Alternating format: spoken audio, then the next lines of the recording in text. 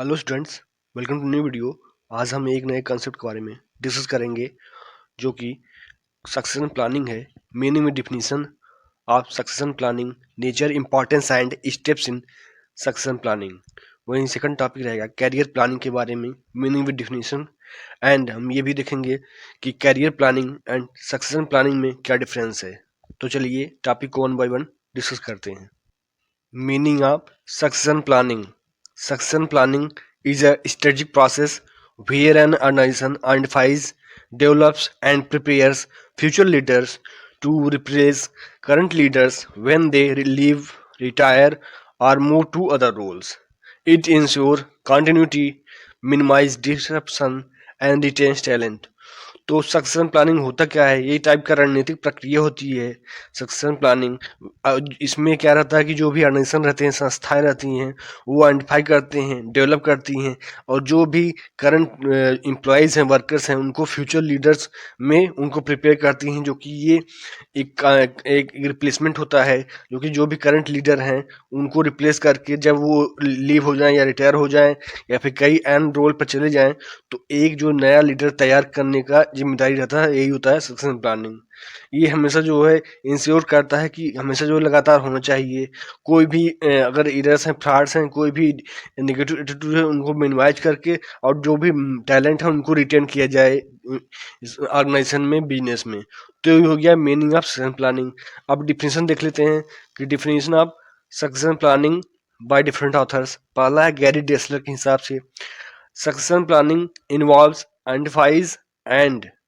identifying and developing internal people within with the potential to fill key positions in the future। तो Gary Dessler भी यही कहते हैं कि सक्सेशन प्लानिंग में इन्वॉल्व क्या होता है?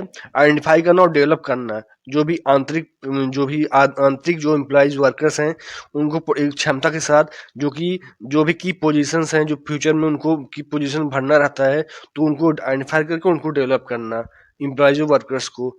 और सेकंड है पीटर ड्रकर के हिसाब से, succession planning is about building a strong bench of future leaders to ensure organizational continuity।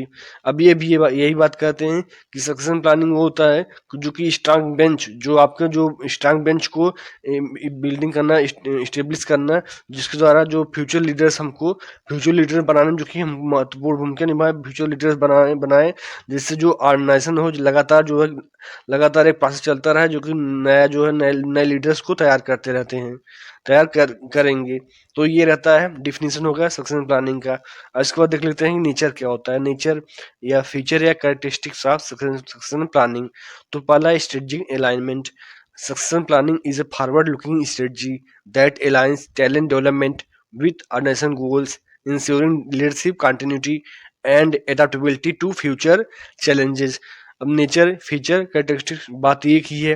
तो नेचर होता क्या है? सक्सेशन प्लानिंग का स्ट्रेटेजिक अलाइनमेंट होता है, एक रणनीतिक प्रबंधन किया जाता है, एक रणनीतिक नजरिए से इसको देखा जाता है, क्योंकि ये फॉरवर्ड लुकिंग होता है, लगातार हमेशा जो है सक्सेशन प्लानिंग क्यों होता है? फ्यूचर के लिए, फ्यूचर में जो नए लीडर्स को तैयार करना होता है, तो यही होता है सक्सेशन प्लानिंग। इसमें ये भी देखा जाता है कि जो भी नए टैलेंट्स हैं उनको कैसे डेवलपमेंट किया जाए, जो नेशनल गोल को मैच करे, नेशनल गोल के साथ चले, और ये भी इंश्योर किया जाए जो लीडरशिप है वो लगातार चलता रहे, और ये भी जो फ्यूचर चैलेंज में है, फ्यूचर चैलेंज को कैसे अडाप्ट करके उनको कैसे टैकल करना है, तो ये सब ध्यान में रखा जाता है सक्सेशन प्लानिंग में। इसके बाद सेकंड है प्रोएक्टिव आइडेंटिफिकेशन।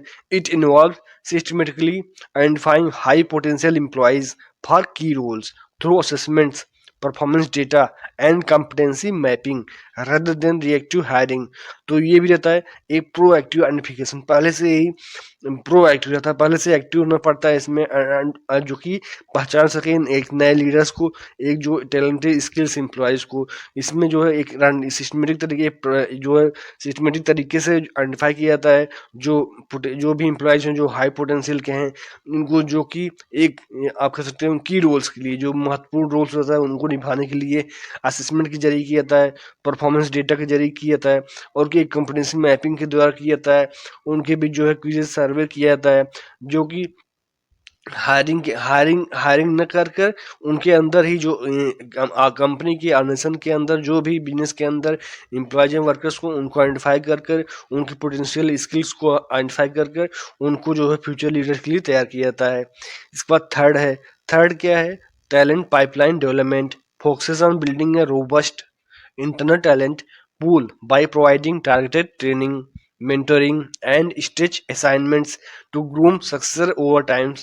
अब ये भी क्या रहा है, एक टैलेंट पाइपलाइन डेवलपमेंट करता है, एक पाइपलाइन की जा रही है हमेशा जो टैलेंट को कैसे एक नए इसमें हमेशा क्या फोकस रहता है, फोकस रहता है जो भी इंटरनल टैलेंट है, जो आंतरिक टैलेंट है, जो भी आंतरिक एम्प्लॉयज हैं, वर्कर्स हैं, उनको एक लगातार जो है ट्रेनिंग के जरिए, मेंटरिंग जरिए और एक असाइनमेंट जरिए हमेशा जो है लगातार उनको ग्रूम किया जाए, हमेशा उनको बढ़ाया जाए, उनको एक नए टैलेंट दिया जाए, उनको एक नया रास्ता दिया जाए, जो कि हमेशा अगर वो स्किल उनके पास रहेगा, ट्रेनिंग के जरिए स्किल पाएंगे, मेंटरिंग उनका हमेशा मोटिवेट करेंगे, उनके अंदर हमेशा पॉजिटिव एटीट्यूड रहेगा, कुछ नए करने के सोच रहेगा, कुछ इनोवेशन, कुछ इन्वेंटिव तरीका से करेंगे, करने की कोशिश करेंगे।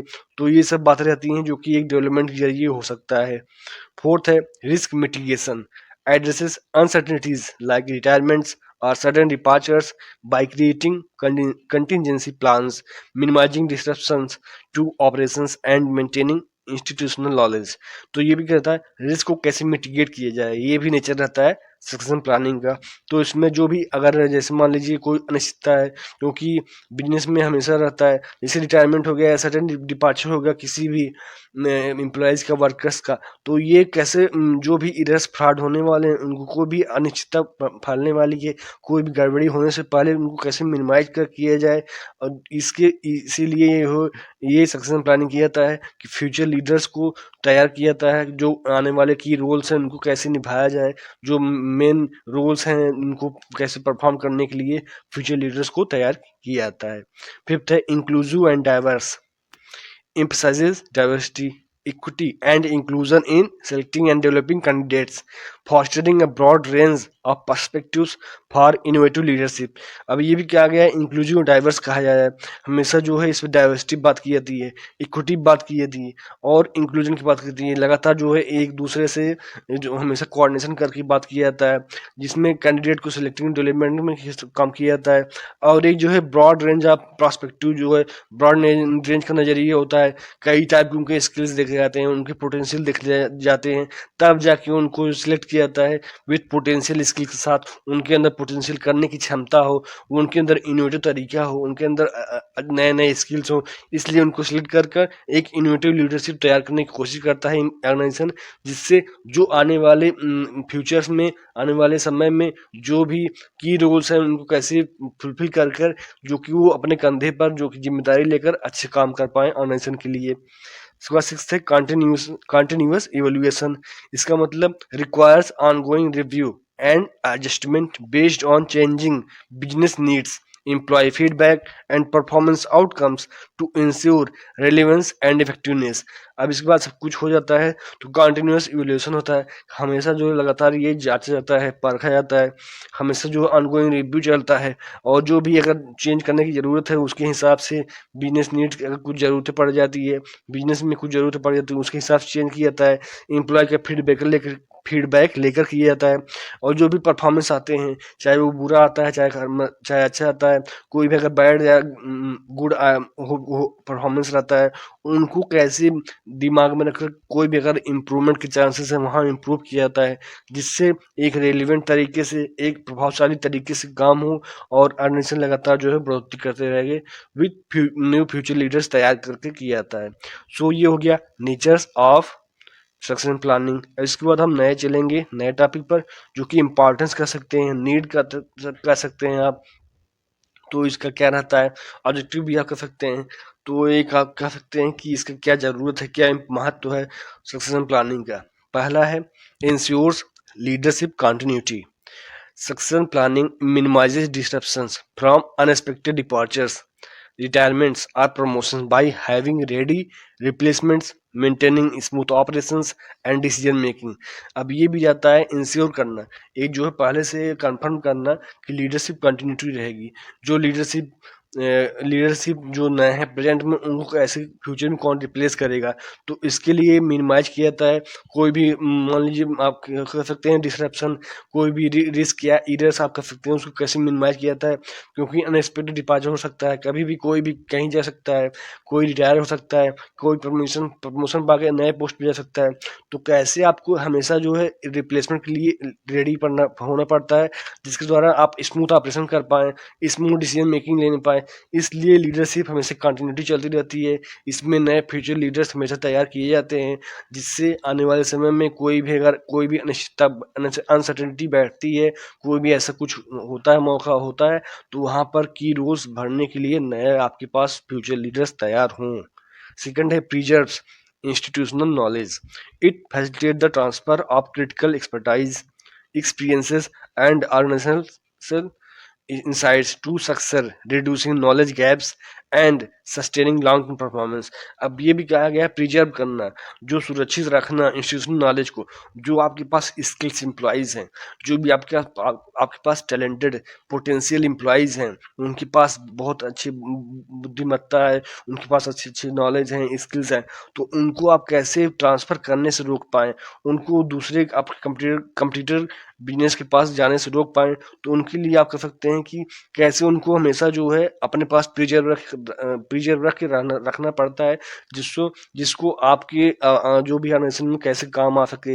इनके लिए क्या कहता है क्रिटिकल एक्सपर्टाइज किया जाता है, उनका एक्सपीरियंस को यूज किया जाता है, और जो भी ऑर्गेनाइजेशन की इंसाइट्स हैं, जो भी ऑर्गेनाइजेशन की इंसाइट्स इंफॉर्मेशन है, उनको कैसे यूज कर कर आप कर सकते हैं नॉलेज गैप को कैसे रिड्यूस किया जाए, जिससे लगातार जो है लॉन्ग टर्म परफॉर्मेंस आपकी कंपनी की होती रहे, और आपकी कंपनी के जो भी एम्प्लॉयज़ वर्कर्स हैं आपके पास हमेशा बने रहें।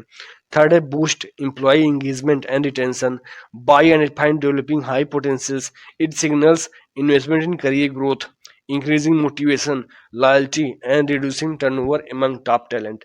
अब जैसे हमने पहले प्रीवियस टॉपिक में बात किया कि इसमें भी क्या रहता है, एम्प्लॉय एंगेजमेंट को बूस्ट मिलता है, रिटेंशन को बूस्ट मिलता है, एम्प्लॉय आपके साथ कंपनी के साथ बहुत ही जुड़ जाते हैं लॉयल्टी तरीके से। अगर आप हाई पोटेंशियल एम्प्लॉयज़ को आइडेंटिफाई करेंगे, उनको डेवलप करेंगे, उसमें आप कर सकते हैं उनका करियर ग्रोथ में आप इन्वेस्टमेंट करते हैं, एक तरीके निवेश करते हैं, जिससे आपको अगर आप प्रेजेंट में आप जो है एम्प्लॉयज़ स्किल्स में आप इन्वेस्ट करेंगे, तो जाके आपको ही आपकी कंपनी को आपकी ऑर्गेनाइजेशन को ही फ़ायदा मिलेगा।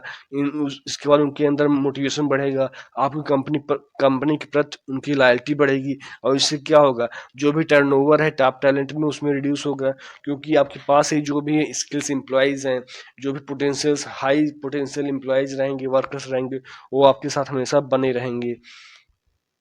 फोर्थ है lowers recruitment and onboarding cost, promoting from with in cuts external hiring expenses, accelerate integration and avoids the time and reduces loss in searching for and training new leaders।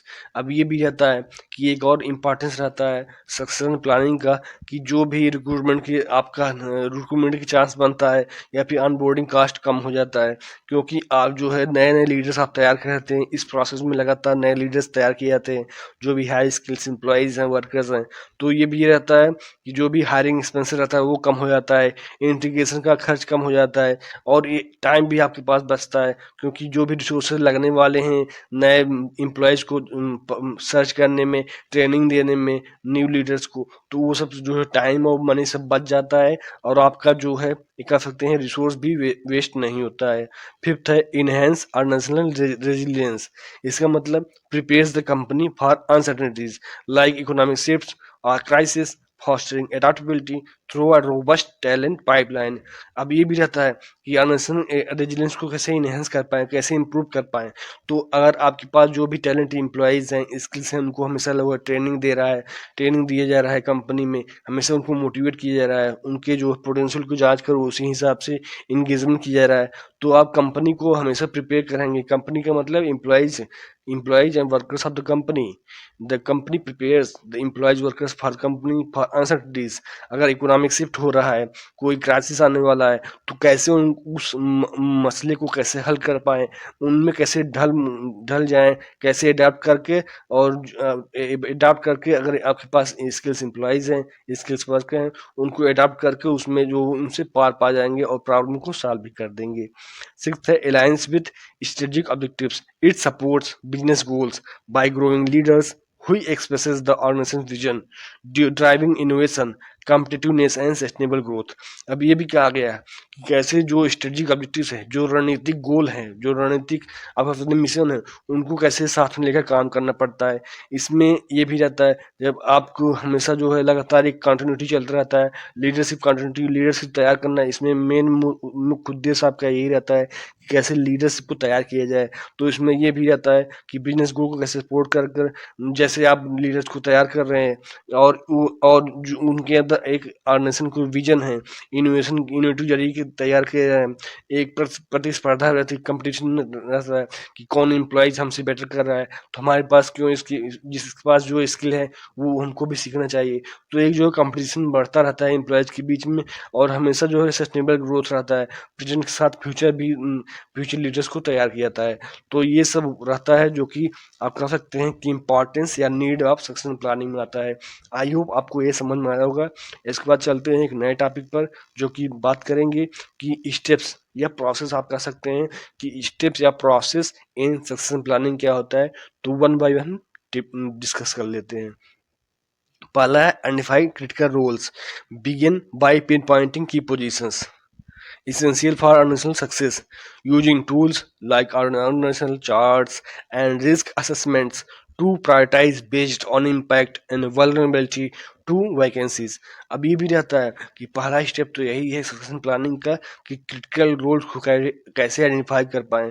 ऐसी क्या position है जहां पर जो महत्वपूर्ण position है उनको identify कर कर जिसके द्वारा जो ऑर्गेनाइजेशन को सक्सेस मिलती है, चाहे वो ऑर्गेनाइजेशन चार्ट को यूज कर कर, रिस्क असेसमेंट को यूज कर कर, जो भी अगर ऐसी कोई जो वैकेंसीज हैं जहाँ पर इम्पैक्ट ज़्यादा पड़ता है, जहाँ महत्वपूर्ण रोल्स हैं, उनको कैसे आइडेंटिफाई किया जाए जिससे वहाँ पर लीडर्स तैयार करने में मदद मिले। सेकंड है डिफाइन है सक्सेस प्रोफाइल्स। इसका मतलब क्या हुआ? इसका मतलब यही है establish clear competencies, skill, experiences and behaviours. इसके बाद required for each role through job analysis and alignment with strategic objectives to create benchmark for potential successor. अब ये भी कहा गया है कि इसके बाद सेकंड है define success profile. Success profile को डिफाइन करना, इसका मतलब आप एक आपका क्लियर कट रहना चाहिए, सेट रहना चाहिए कि क्या कॉम्पिटेंसीज हैं, क्या स्किल्स होना चाहिए, क्या एक्सपीरियंस होना चाहिए, क्या रिक्वायर्ड है बिहेवियर ये इन सभी रोल के लिए। तो इसके द्वारा क्या करेंगे, जॉब एनालिसिस द्वारा, एनालिमेंट के द्वारा एक रणनीतिक गोल को आप साथ में लेकर कैसे एक बेंचमार्क सेट कर पाए कि क्या स्टैंडर्ड है आपके जो है इसे आप कह सकते हैं इस रोल के लिए, की पोजीशन के लिए क्या स्टैंडर्ड है, उसी हिसाब से आप जो है एक सक्सेस प्रोफाइल को डिफाइन करेंगे, एक सेट ऑब्जेक्टिव्स देंगे कि यही सेट ऑब्जेक्टिव्स हैं हमारे पास। इसके बाद थर्ड है assess current talent pool, evaluate existing employees' performance, potential, and readiness using 360-degree feedback, performance reviews, assessments to identify high potential and gaps in the pipeline। अब तीसरा आ गया, तीसरा पॉइंट, तीसरा स्टेप यही कहता है कि करंट टैलेंट पूल को कैसे पहचानें, कैसे एसेस कर पाएं, कैसे एनालाइज कर पाएं। आप जो है जो प्रेजेंट में जो भी एम्प्लॉयज़ की परफॉर्मेंस है उनको इवेल्युएट कर उनके पोटेंशियल को इवेल्युएट कर और एक 360 डिग्री जो ओवरऑल परफॉर्मेंस रहेगा उनको आप फीडबैक लेंगे, परफॉर्मेंस उनकी रिव्यू करेंगे, उसके बाद जांचेंगे परखेंगे कि क्या जो है हाई पोटेंशियल की कौन कौन आइडेंटिफाई करेंगे, हाई पोटेंशियल एम्प्लॉयज़ कौन कौन से हैं और क्या गैप है, जो भी आप कह सकते हैं जो भी प्रोसेस में क्या गैप हो रहा है उनको इम्प्रूवमेंट करने की कोशिश करेंगे। ये हो गया थर्ड स्टेप। इसका फोर्थ स्टेप कहता है कि develop succession candidates, create individualized development plans for identified talents, including mentoring, job rotations, training programs to build necessary skills and prepare them for future roles. इसके बाद आ गया आप स्टेप कि succession candidates को, ऐसे कौन कैंडिडेट्स हैं उनको जो है डेवलप करना, एक सबके इंडिविजुअल के लिए एक जो है प्लान तैयार करना, जो भी टैलेंट्स आपने आइडेंटिफाई किए हैं इस स्टेप में उनको आइडेंटिफाई करना, उनके लिए एक अलग से प्लान बनाना, हर पर्सन के लिए अलग अलग पार्टिकुलर प्लान बनाना, उनको मेंटरिंग देना, जॉब रोटेशन करना और ट्रेनिंग प्रोग्राम भी उनके लिए चलाना, जिससे उनका जो भी नेसेसरी स्किल है उसको बिल्ड कर पाएँ और उनके फ्यूचर रोल के लिए हम कैसे उनको तैयार कर पाएँ। ये हो गया फोर्थ स्टेप।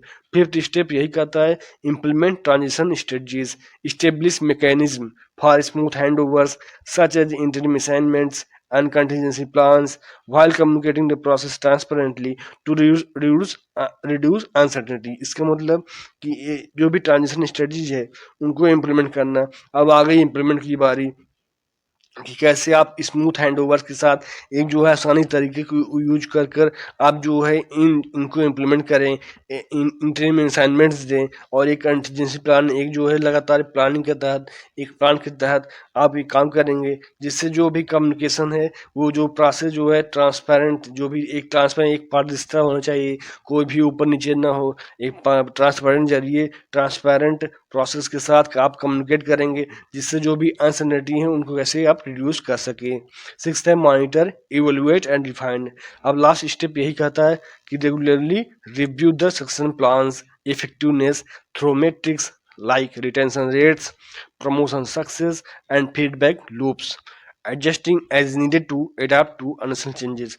अब आ गया मॉनिटर करने की बारी, इवोल्यूट करने की बारी और रिफाइन करने की बारी। अब आप जो है रेगुलर रिव्यू करेंगे सक्सेशन प्लान को, जो भी आपने पोटेंशियल स्किल्स देखे हैं, जो भी एम्प्लॉयज़ में उनको आपने आइडेंटिफाई कर लिया है। इसके बाद अब आ गया रिव्यू करने की बारी आ गई, उनके जो है आप ये कह सकते हैं कि उनको प्रभावशाली तरीके से काम करेंगे, जो भी प्लान चल रहा है उनकी इफेक्टिवनेस को जांचेंगे, चाहे रिटेंशन रेट के जरिए, प्रमोशन के सक्सेस के जरिए और फीडबैक के जरिए भी आप जांचेंगे। अगर कुछ ऑर्गेनाइजेशन चेंज में कुछ ज़रूरतें पड़ रही हैं, कुछ चेंज करने की ज़रूरत पड़ रही है, तो उनमें अगर कुछ भी इम्प्रूवमेंट की चांसेस हैं आप उनको इम्प्रूव करने की कोशिश करेंगे। और ये सब जो कि स्टेप 1 बाय 1 चलता रहेगा, ये कंटिन्यूस चलता रहेगा। आई होप ये आपको जो है स्टेप्स या प्रोसेस इन सक्सेशन प्लानिंग समझ में आया होगा।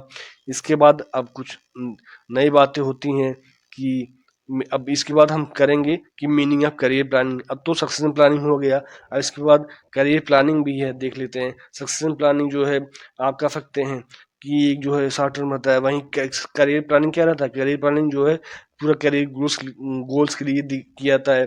तो बस छोटा सा टॉपिक है, इसको भी देख लेते हैं। Career planning is a process where an individual set career goals and create a road map to achieve them। अब ये तो सक्सेशन प्लानिंग हो गया कि एक पार्टिकुलर टर्म के लिए, टाइम के लिए। अब लेकिन करियर प्लानिंग, करियर नाम में है, मतलब एक इंडिविजुअल की पूरा करियर, उसको करियर में कहाँ जाना है, तो करियर एक रोड मैप करना है, एक रोड मैप तैयार करना है जिससे वो अचीव करने में उसको मदद मिले।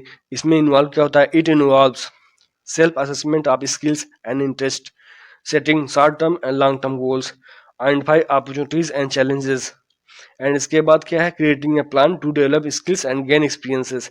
तो इसमें इन्वॉल्व क्या होता है, एक सेल्फ असेसमेंट करना, अपने स्किल्स का, अपने इंटरेस्ट को सेल्फ जांचना। इसके बाद शॉर्ट टर्म और लॉन्ग टर्म गोल गोल को बनाना। उसके बाद जो भी अपॉर्चुनिटीज़ हैं, जो अवसर आने वाले हैं, जो चैलेंजेस आने वाले हैं, उनको आइडेंटिफाई करना। और इसके बाद क्या करते हैं, फोर्थ में रहते हैं एक प्लान बनाना, जिससे आप जो है स्किल और एक्सपीरियंस को कैसे गेन कर सकें, उनको डेवलप करना। It helps individuals take control of their career growth and progression. इसमें क्या रहता है, एक पार्टिकुलर इंडिविजुअल को, एक पर्सन को एक आपके कैरियर ग्रोथ के बारे में पता चल जाता है कि कैसे अपने कैरियर ग्रोथ को नियंत्रण पाना है और कैसे अपने लगातार जो है प्रोग्रेस करते रहना है। सो गया मीनिंग। अब डिफिनेशन देख लेते हैं करियर प्लानिंग का, बाय जॉन एम इवेंसिच। क्या कहते हैं, career planning is a process through which an individual sets career objectives and identify ways to achieve them. अब करियर प्लानिंग होता क्या है, करियर प्लानिंग एक टाइप का प्रोसेस होता है, इसमें डिफिनेशन यही दिया गया है। एक टाइप का प्रोसेस होता है, प्रक्रिया होती है, जिसमें जो भी इंडिविजुअल्स हैं वो अपना करियर ऑब्जेक्टिव्स को सेट करता है और आइडेंटिफाई करता है, कोई आइडेंटिफाई रास्ता करता है, वो रास्ता पहचानना कोशिश करता है जिससे वो आसानी से अपने जो करियर ऑब्जेक्टिव्स है, करियर गोल को वो अचीव कर सके। अब इसके बाद हम चलेंगे डिफरेंस देख लेंगे कि डिफरेंस क्या कहता है, difference between career planning and succession planning. तो करियर प्लानिंग अगर सीधा डिफरेंस देखते हैं, करियर प्लानिंग क्या रहता है, एक इंडिविजुअल सेट करता है अपने करियर के लिए, वहीं सक्सेशन प्लानिंग करता है, सक्सेशन प्लानिंग जो है एक ऑर्गेनाइजेशन सेट करता है अपने एम्प्लॉयज़ के लिए। अब देख लेते हैं कि बेसिस पे देख लेते हैं comparison career planning and succession planning. तो मीनिंग देख लेते हैं पहले बेस पे। Career planning is the process through which an individual selects the goals of his work life and finds ways to reach the goals.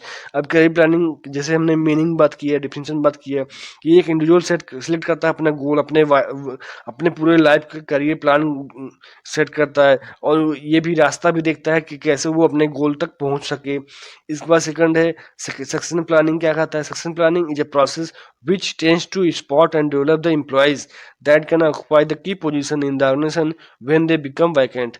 अब succession planning इसमें क्या क्या एक तरह का प्रोसेस होता है, इसमें क्या रहता है, इसमें जो ऑर्गेनाइजेशंस हैं, जो बिजनेस हैं, वो अपने एम्प्लॉयज को डेवलप करते हैं जिससे उनके फ्यूचर लीडर्स तैयार करते हैं, जिससे आने वाले समय में अगर सीट खाली होती है तो वो जो फ्यूचर में जो की पोजीशन है उनको कैसे होल्ड कर पाएं। अब सेकंड है सबसे टॉप, ये जो है सबसे करियर मैनेजमेंट का पार्ट रहता है करियर प्लानिंग, वहीं सक्सेशन प्लानिंग जो है सक्सेशन मैनेजमेंट का पार्ट रहता है। अब इसमें क्या होता है, करियर प्लानिंग में हमेशा जो है इंडिविजुअल प्लानिंग की बात करती है, करियर प्लान जो होता है वो इंडिविजुअल प्लानिंग की बात करता है, वहीं जो सक्सेशन प्लानिंग हमने जिस बात करता है ये ऑर्गेनाइजेशनल स्ट्रेटजी, एक ऑर्गेनाइजेशन की, एक संस्था की, एक ऑर्गेनाइजेशन की जो है रणनीति होती है सक्सेशन प्लानिंग। इसके बाद है position, one employee holds different position in his or her work life. अब इसमें क्या गया, करियर प्लानिंग में एक एम्प्लॉय जो है डिफरेंट पोजीशन को होल्ड कर सकता है अपने पूरे लाइफ में, वहीं सक्सेशन प्लानिंग में one position is held by different employees over a period of time. इसमें क्या किया गया कि वन एक पोजीशन जो है वो एक पोजीशन जो हेल्ड करेगा डिफरेंट एम्प्लॉयज, क्योंकि इसमें सक्सेशन प्लानिंग रहता है, इसमें डिफरेंट लीडर तैयार किया जाता है। तो इसमें क्या कहा गया है कि एक पोजीशन है, एक ही पोजीशन है, उसको समय के बढ़ते हुए अगर डिफरेंट एम्प्लॉयज को होल्ड करेंगे। इंश्योर्स क्या करता है, करियर प्लानिंग इंश्योर करता है सक्सेस इन वंस कैरियर। अब ये जो करियर प्लानिंग होता है किसी भी एक पार्टिकुलर इंडिविजुअल के करियर में सक्सेस की बात करता है, वहीं succession planning continuity in leadership for all की पोजीशन। अब ये जो है लीडरशिप की बात करता है, क्योंकि सक्सेशन प्लानिंग में जो है हमेशा जो है नए लीडर तैयार किए जाते हैं की पोजीशन के लिए, जो भी नए पोजीशन हैं उनको तैयार किया जाता है। सो ये हो गया difference between career planning and succession planning. I hope ये कंसेप्ट आपको समझ में आया होगा। वीडियो को लाइक कर दीजिए और चैनल को सब्सक्राइब कर लीजिए, जिससे आपको लगातार वीडियो मिलता रहे और हमें भी मोटिवेशन हो सके। If you have any suggestion please comment on this video. Thank you for watching video. जय हिंद।